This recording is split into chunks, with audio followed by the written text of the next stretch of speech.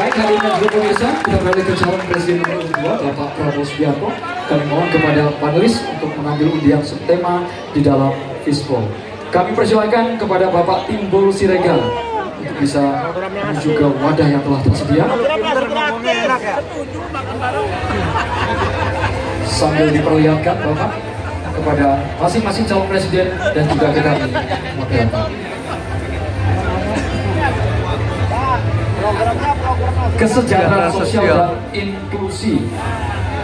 Selanjutnya kami mengundang Profesor Asep Saifuddin Jar, MA, PhD, untuk bisa mengambil undian daftar tema kesejahteraan sosial untuk atau C paslon 02 C dengan subtema kesejahteraan sosial dan inklusi. Ya, ini soalnya kesejahteraan sosial dan inklusi masih tersegel, Pak. Kita akan segera buka. Pertanyaan hanya akan dibacakan satu kali, mohon disimak dengan baik. Negara beradab adalah negara yang memenuhi hak kelompok rentan, termasuk penyandang disabilitas.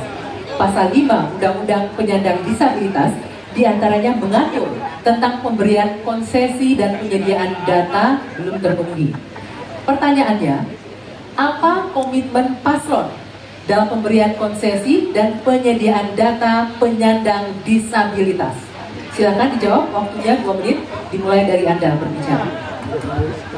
Baik, masalah ini adalah sangat penting dan saya sendiri sudah sejak awal berjuang di bidang politik sebagai ketua umum Gerindra. Kami yang mensponsori undang-undang disabilitas.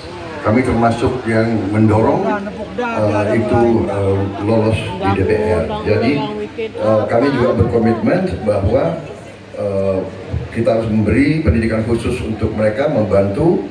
Saya juga sering mengirim tim-tim olahraga untuk Olimpiade disabilitas, sepak bola disabilitas dan sebagainya. Tapi intinya adalah benar bahwa kita harus lebih berpihak kepada mereka dan kita berkomitmen untuk juga nanti merekrut mereka ini di dalam pekerjaan-pekerjaan yang bisa mereka lakukan di pemerintahan dan juga di komunitas pertahanan.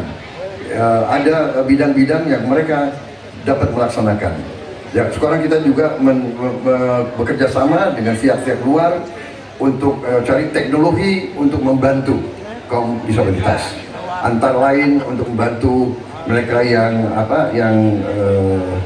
penglihatannya berkurang cukup banyak, yang penglihatannya sulit, dan ini sekarang ada teknologi baru yang bisa membantu mereka bisa hidup mandiri dan bisa bekerja hampir mendekati orang-orang normal. Jadi saya kira bahwa masalah disabilitas ini memang perlu ada suatu keberpihakan dari pemerintah. Terima kasih. Masih ada waktunya, Pak Prabowo? Cukup? Cukup. Baik, selanjutnya saya akan kasih kesempatan untuk Capres nomor 3 menanggapi. Waktunya 1 menit, dimulai dari Bapak berbicara. Ini pertanyaannya soal data kan? Data dan komitmen kita terhadap data disabilitas. Yang pertama, negara harus hadir, tidak boleh alpa. Yang kedua, kita mesti menyiapkan data dengan baik. Kenapa kami pakai KTP satu? KTP saja kita bisa termasuk disabilitas. Maka kalaulah satu data Indonesia lalu kita cropping satu saja terkait dengan disabilitas, maka perlakuan kita bisa kita berikan apapun untuk mereka. Termasuk, saya mau cerita pengalaman saja. Ketika merancang pembangunan, hadirkan mereka, kasih ruang pertama untuk mereka berpendapat. Maka pada saat itu semua akan mendengarkan apa kebutuhan mereka. Itulah yang nantinya akan keluar menjadi kebijakan publik, apa yang mesti disampaikan kepada mereka sehingga no one left behind ini diberikan dan mereka akan mendapatkan apa yang dia inginkan. Gitu. Ya. Selanjutnya saya akan memberikan kesempatan untuk Capres nomor 1, Pak Anies, menanggapi jawaban dari Pak Prabowo. Waktunya 1 menit, dimulai dari Anda berbicara. Ya, apa yang disampaikan Pak Prabowo tadi baik, izinkan kami meneruskan Pak Prabowo. Data ini diperlukan komprehensif. Kita harus tahu berapa di mana penyandang disabilitas dan disabilitasnya apa. Dan kita harus melihat bahwa membantu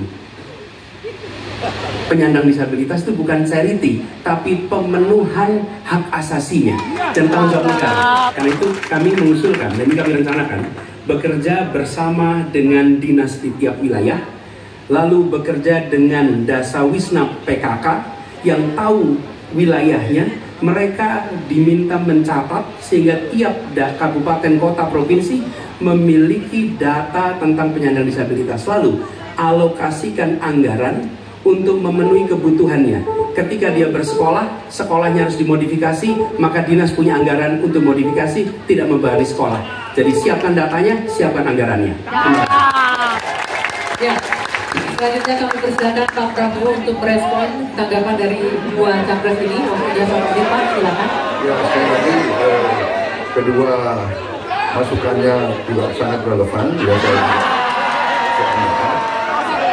tetapi memang sekali lagi bahwa pemerintah harus lebih proaktif investasi di sekolah-sekolah khusus untuk mereka dan mencoba teknologi khusus.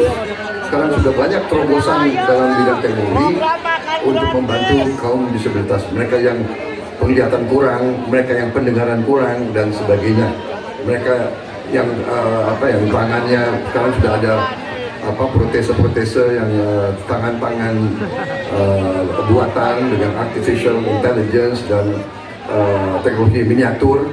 Jadi pemerintah harus lebih banyak pengeluaran di bidang membantu kaum disabilitas. Terima kasih. Cukup ya waktunya? Oke.